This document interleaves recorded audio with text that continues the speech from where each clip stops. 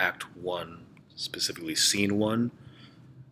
As a quick recap, I've probably already gone over this with you, but Bernardo and Francisco, couple of guards in Castle Elsinore, and they're disproportionately freaked out about doing what should be routine guard duty within the castle walls or battlements.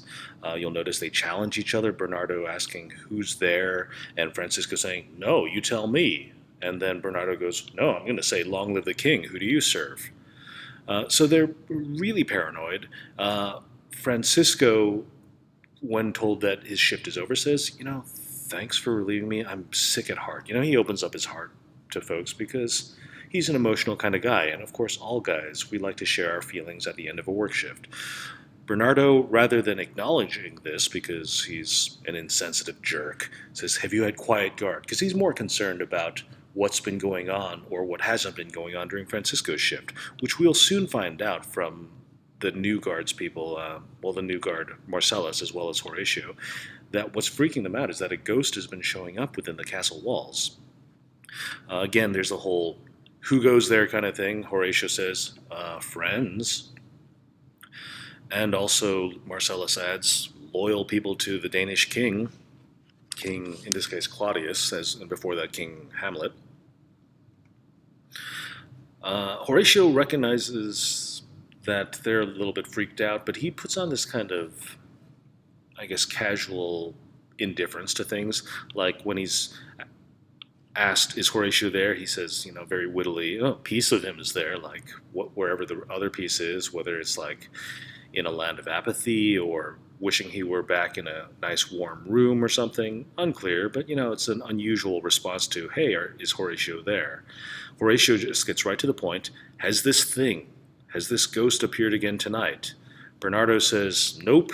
Marcellus gives us an idea as to what Horatio's stand is on this. I'll leave it to you to read it on your own as to what Horatio thinks about the ghost. And Bernardo decides, we're going to tell you about what we did see 2 nights ago. Horatio's like, okay. There's this reference to the setting. Okay, so let me tell you what was going to happen.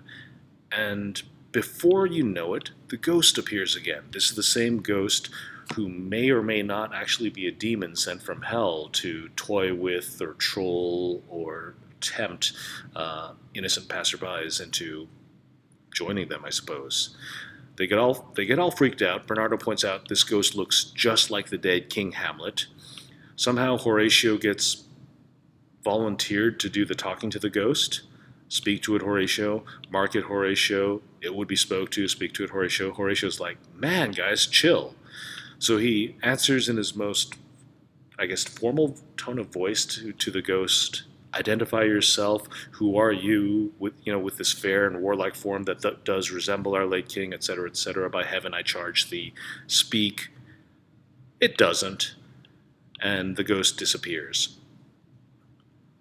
Bernardo says, "Told you so," and Horatio is kind of left to wrestle with his own senses, telling him something that he may not have been otherwise inclined to believe. Doesn't he look like the king?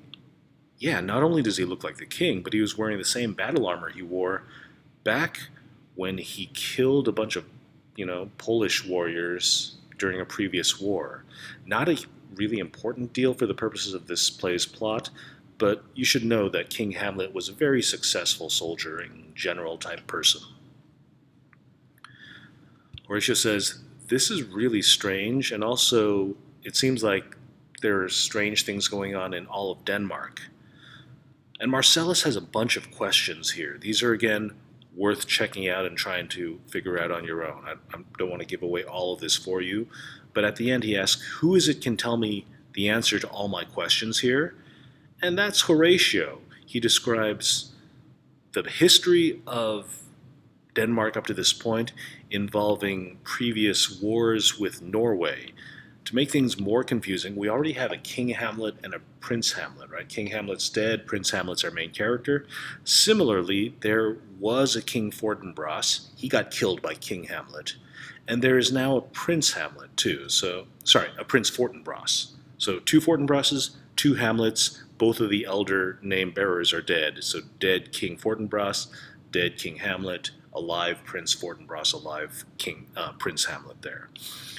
So the situation here is that King Hamlet killed King Fortinbras, and as a result gained some lands that now the son, Prince Fortinbras, wants back.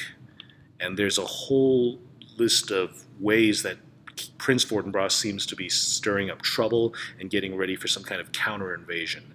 Not the most important thing for the larger plot, but for knowing why Denmark's all freaked out and also having a potential explanation for why the ghost of King Hamlet is now stalking the castle walls, this is as good a reason as any.